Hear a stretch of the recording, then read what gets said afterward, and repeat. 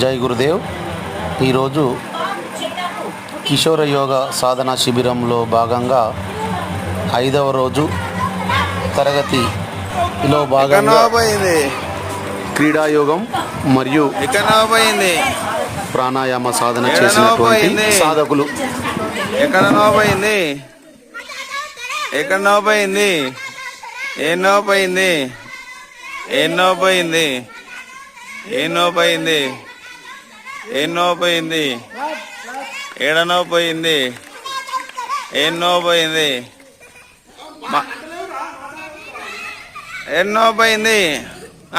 అనాల slogan